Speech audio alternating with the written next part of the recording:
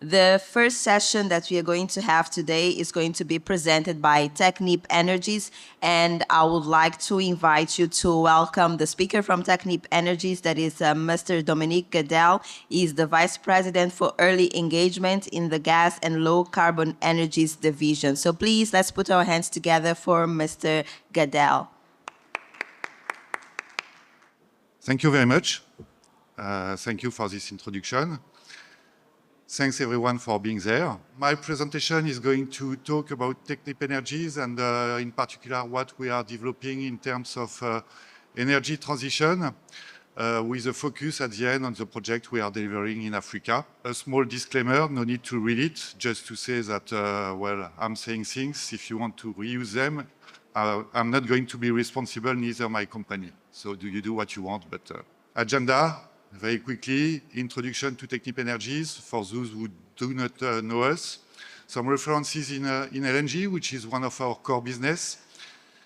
What we are providing in terms of technologies and products. How the LNG world, in terms of project, is evolving towards decarbonization. Then a few words about some 10 flagship projects that we did recently delivered in Africa, and concluding remarks. Technip Energies. Technip Energies is a French-listed company at Euronext. We are based in Paris, but we are operating all over the world in 34 countries with more than 70,000 people. Our turnover last year was close to 7 billion. We got 500 plus ongoing projects at the moment, and we own some technologies. Our backlog as of today is around $20 billion, so it means that we have approximately 3 years of work ahead of us, which is a good sign. Where we are located, so our main offices are shown on this map, so Paris, headquarters, but also Houston, London, Roma, India, Mumbai, Abu Dhabi, and Kuala Lumpur in Malaysia, and then we got a lot of satellite office spread all over the world.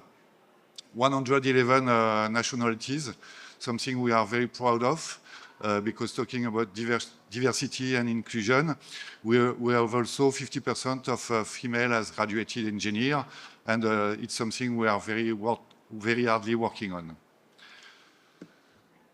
Technip Energies leadership in the key market in terms of project deliveries, LNG, with more than 20% of the world LNG production delivered by Technip Energies. Carbon capture and CCUS, something we are really focusing on. We got 90 plus ongoing study works, so from conceptual to FEED, and we got some 2 ongoing EPC contracts, which are the first of their kind. In terms of sustainable fuels, we got some proprietary technology for sustainable aviation fuel, for instance, where we also have some ongoing projects, so working on the future. And then ethylene, which is our core business for decades, more than 40% of the overall world market. 60 years, more than 60 years, because Technip Energies was born in 1958, of pioneering successes in all kinds of technologies or fields. First, LNG, with the first baseload LNG plant in Algeria in 64. A small unit at that time, so 3 times 0.3 MTPA. Up to Qatar Mega LNG project, so 6 trains of close to 8 MTPA in the 210s. The first open CF LNGs delivered in the world, so with a Prelude for Shell, Satu for Petronas, and Coral South for Eni. Neste Singapore, the biggest biodiesel plant. Al Jubail Refinery, one of the biggest refineries in the world. LG Chem, Ethyleno 21, a very large cracker, and some floating offshore wind facilities delivered. So this is just to highlight that we are spanning over a very wide range of technologies around the energy. In terms of LNG, a little bit more focus, so and more figures. So 25% of the operating capacity worldwide, so having in mind that the current capacity in the range of 450 million tons per annum, so we have delivered more than 110. We have delivered the largest train of the world, and for the future, well, for now and the future, we are currently executing more than 60 MTPA combined projects in terms of LNG delivery. We are covering the full spectrum of LNG facilities, so from small scale to extra large scale, onshore, offshore, stick-built, modularized, and we are also delivering the first LNG plant, which are called low to zero carbon LNG plant. I'll come back to this point later on, but just to say that during the processes of liquefaction, we are not emitting any GHG and mainly no CO2. Our last projects executed or ongoing, sorry. So Coral South, which is now under operation, so we have transferred it to the client. We got a project in Baja California in Mexico, which is for Sempra Energía Costa Azul, so which is a retrofit of an existing import terminal into an export terminal, so a complicated project because it is brownfield. And then we got two projects ongoing in Qatar, so expansion of the past.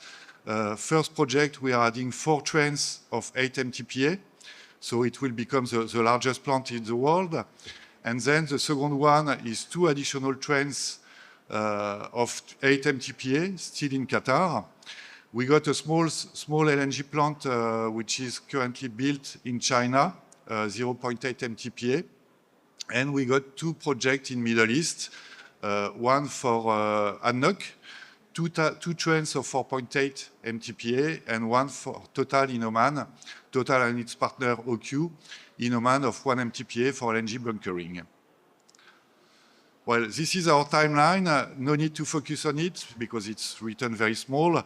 What's interesting is to see that we are constantly active, either in terms of FEED or EPCs in the LNG world.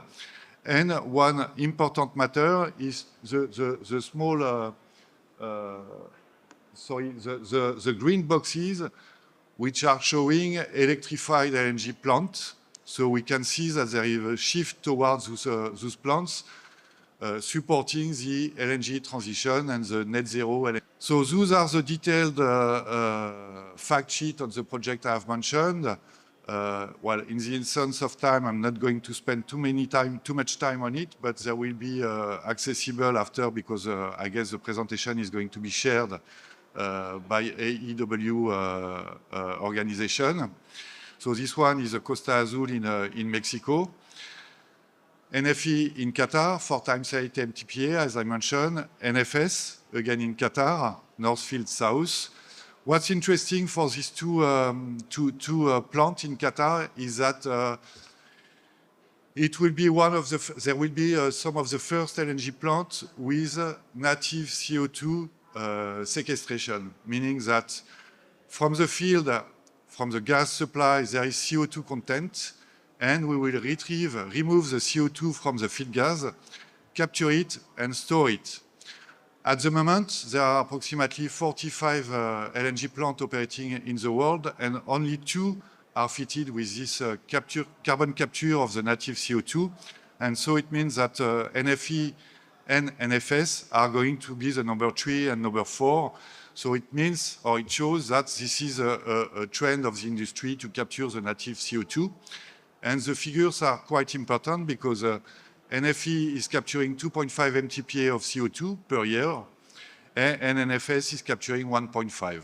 With LNG, very interesting because it's a large plant capacity, 9.6 MTPA, and it's fully electrified. So it means really no zero emission because of the processing. And that's the same for Marsa LNG in Oman, fully electrified plant, no emission. A little bit of highlight around Technip Energies, technologies and products in the world of the LNG. Well, we are an EPC contractor, but we are also supplying a lot of technologies which are embedded within the LNG facilities. It goes from technologies, so we got some proprietary schemes, process schemes to optimize the overall efficiency of the plant. We got some products, and I'll come back on those one, and we got some solution, for instance, modularization or offshore LNG. Modularization is very important when you want to go to a place when there are no workforce available or where the conditions are very harsh to implement a project. And we have developed a real skill in terms of modularization, having delivered full modularized LNG plant. Overall, it's more than 1.2 million tons of modules that we have delivered over the last 10 years. And the products, I'm going to deep dive a little bit into those products because those products present the advantage of proposing solution almost ready from the shelf to our customers, meaning shortening the project lifetime or the project execution time from the inception to the operation, getting credit from the fact that the solutions are already pre-engineered and standardized. For this kind of solutions, we can talk about offshore LNG. So offshore LNG has not to be seen as a competitor to onshore LNG. It's a complement. Well, both are complementing each other. Offshore LNG presents the advantage of promoting monetization of gas when it is stranded gas fields. When the location to install an onshore facility is not easy to find, when it's very far from the shore. So there are many places where it is an interest of going offshore. Offshore, well, is a floating or a fixed object with some topsides. So it means that we got a restricted footprint and then the interest of getting, let's say, standardized and modularized. Now, when we are talking about LNG offshore, there can be several solutions depending on the project characteristics. And those solutions are, let's say, wrapped onto these slides. So we got the deep offshore solutions, far from the shore, deep seawater, can be more than 2,000 meter water depth. We got quayside or offshore solutions when there is a pipeline gas to be liquefied and when there is no, let's say, possibility to install an onshore plant. Nearshore, which is a little bit similar to the quayshore, but few kilometers from the shore, when there is some problem to access the shoreline because of water depth, because of existing infrastructure. So the mooring is a little bit more complex, but, well, it's quite easily feasible. Fixed platform. So we go back to the, well, let's say, old solution of fixed facilities with a topside installed on them on float over, for instance. And this gives a very, let's say, attractive solution in terms of cost, but there needs to be a separate storage, and we need to manage interaction between the production facility and the storage. GBS, gravity-based solution, steel or concrete, which are laid on the seabed. And then associated gas FLNGs, when there are some FPSOs monetizing oil, and then there is associated gas, which is, as of today, either re-injected or sometimes flared, something which is not anymore acceptable. So in this case, we propose solution to collect the associated gas from one or several FPSOs, to liquefy it, store it, and then export it, so transforming this associated gas on a valuable product. Second solution where our products that we are proposing is the so-called C-Hub for CO2 hub, which is a standardized ship able to collect liquid CO2 coming from different places of the world. So the ship is located on top of a depleted reservoir. It collects the CO2 which is coming by different shuttles, and then it's reinjected into the reservoir underneath the floater. ILNGP, integrated LNG power production, a very interesting solution to give access to electricity in several countries where there is some need of quick, fast, efficient, and reliable electricity. So the principle is a barge which is receiving LNG. LNG is offloaded into the barge in the hull. And then on the top side, we got a power plant, high efficiency power plant, so combined cycle type power plant, possibly fitted with carbon capture. So it means that we are able to deliver power to the shore on a very effective way and on a short time delivery schedule for the project. And this is a standardized solution which can propose, let's say, solution from 200, 400, 600 megawatts with, as I said, very short cycle for implementation because fully standardized. And last is our onshore productized solution for LNG. So it's called Snap LNG by Technip Energies. So it consists of trains of 2.5 MTPA modularized LNG plant, fully standardized, which allows to really accelerate the time to market from the field discovery to the first LNG production. And the estimated time, saving time is in the order of 2 years. The interest of such solution is also that it's fully electrified, so provided that there is access to low carbon electricity, it means that at the end of the day, it gives a zero emission CO2 plant in operation. And on top of that, compared to conventional LNG plants, the availability is well improved because it increased from, let's say, around 93% from conventional plant to 96, 97% for this Snap LNG solution. So this 4% difference is equivalent to approximately 2 weeks of additional production for the interest of everyone. So this is the overview of how it looks like. So it's 7 modules, again, pre-engineered and standardized.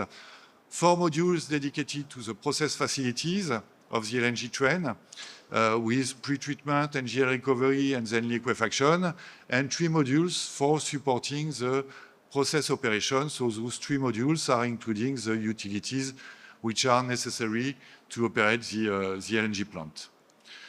Well, a quick overview.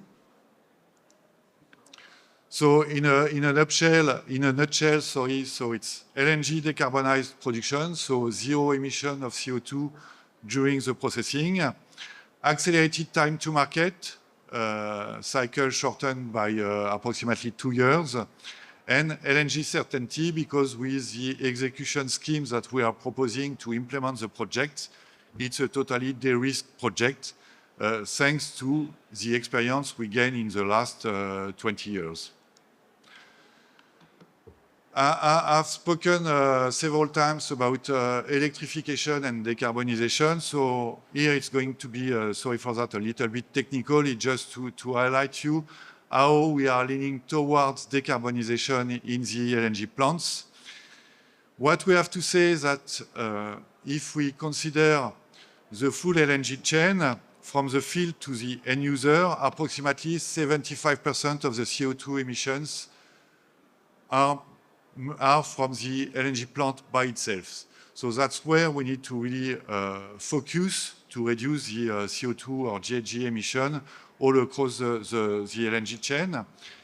If we enter into a little bit more technical details, we can see on this scheme from where the CO2 emissions are coming from.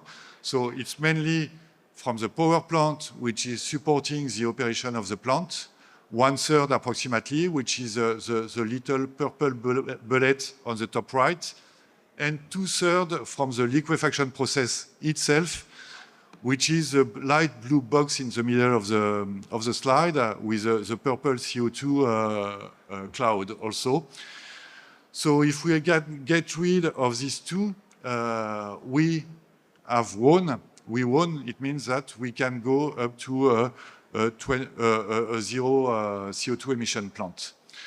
So CO2 emissions, as I said, either from the feed gas, very easy to collect, to capture, collect, and reinject.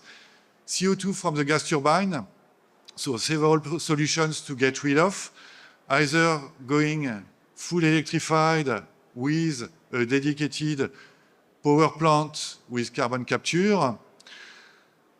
We can use also decarbonized power generation using hydrogen, blue hydrogen. And we can also go to the solution, which is, when available, a green electricity supply from the grid, from photovoltaic, from solar wind, or even from nuclear plants. And then we got the CO2 methane from other sources, which are mainly leaks or wellheads and leaks in the plant, which is something that we can easily monitor and solve well in the design and in operation. CO2 capture and sequestration of the native, as I said, there are, as of today, 2 plants which are fitted with carbon capture on the native CO2, so which are Snøhvit in Norway and Gorgon in Australia, and the 2 next ones to come will be NFS and NFE in Qatar.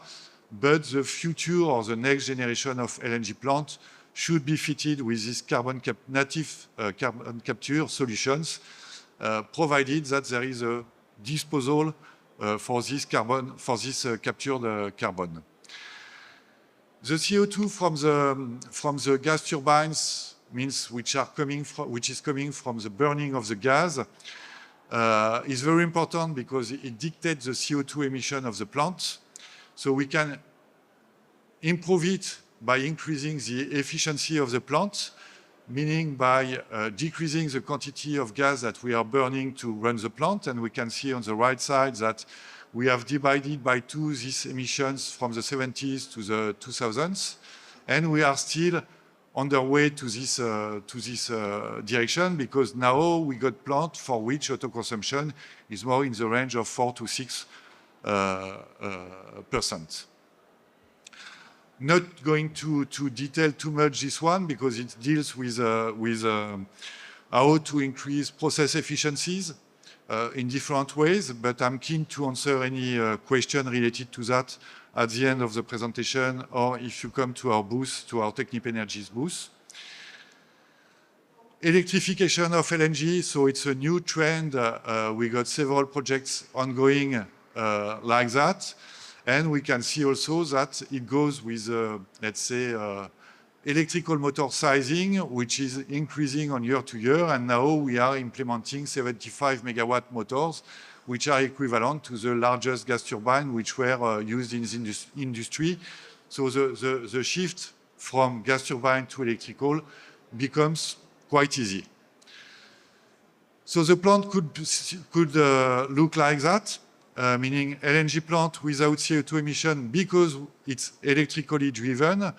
We got an integrated power plant, combined cycle type with carbon capture, which is shown on the top right. And we are capturing the CO2 from the native, from the feedstock.